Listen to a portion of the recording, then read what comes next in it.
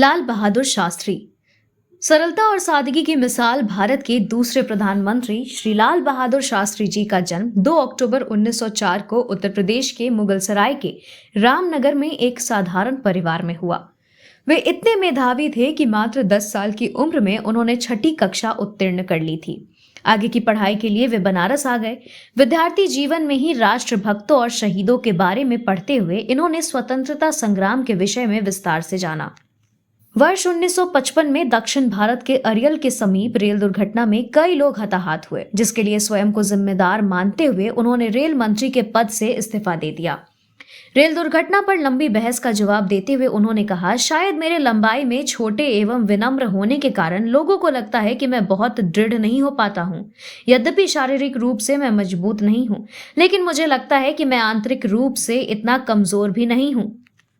श्री लाल बहादुर शास्त्री ने जय जवान जय किसान का नारा भी दिया, जो आगे चलकर देशभक्ति का प्रतीक बन गया। शास्त्री जी के इस नारे का मुख्य उद्देश्य एक ओर जहां देश की सैनिक शक्ति में वृद्धि करने का था, वहीं दूसरी ओर देश की आर्थिक स्थिति को मजबूत करने का रहा।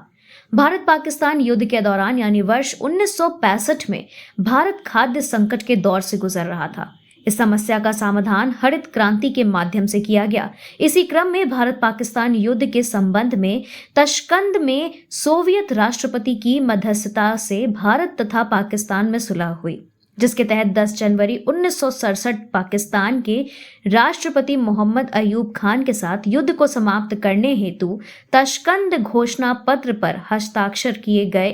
11 जनवरी 1967 को ताशकंद में ही उनका निधन हो गया, जिसके तहत 10 जनवरी 1967 पाकिस्तान के राष्ट्रपति मोहम्मद अयूब खान के साथ युद्ध को समाप्त करने हेतु ताशकंद घोषणा पत्र पर हस्ताक्षर किए गए।